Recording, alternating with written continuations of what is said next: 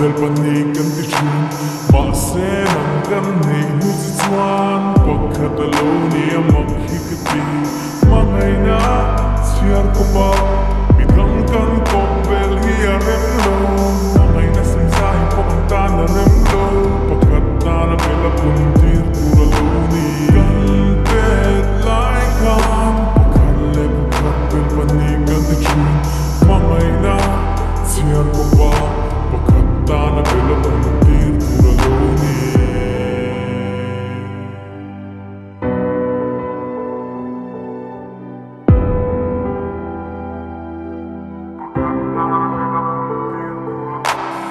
ese hira kan nilo se ma ngai na hir se ka du ka luang lim ka khat lim go over se kan bu ro ki fu kan lo le non sa din na nge yo in nu le pa bon na yem ka ti do ka se lo it thil bui lum nge ka khong ti lo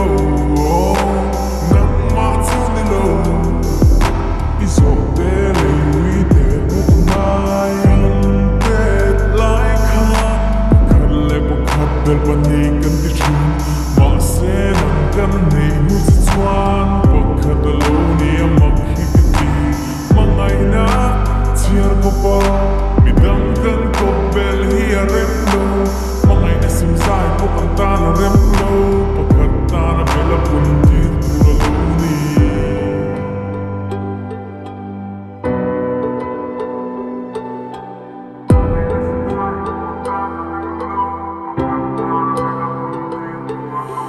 Mangai na bok ka soi le don lien ka vati yang in ro ka char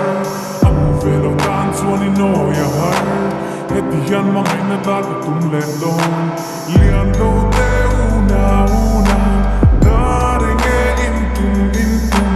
daring ma kan tum lo ve mangai daring oi kan tum kan run lo loi la kan chung in moi la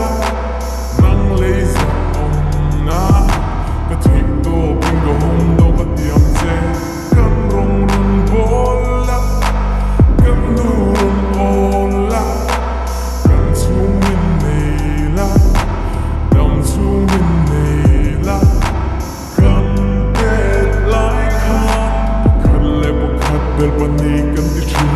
ma se nang kan nei nu chi chuan pakhat lo ni amak hi ka ti ma ngai na chiar ko pa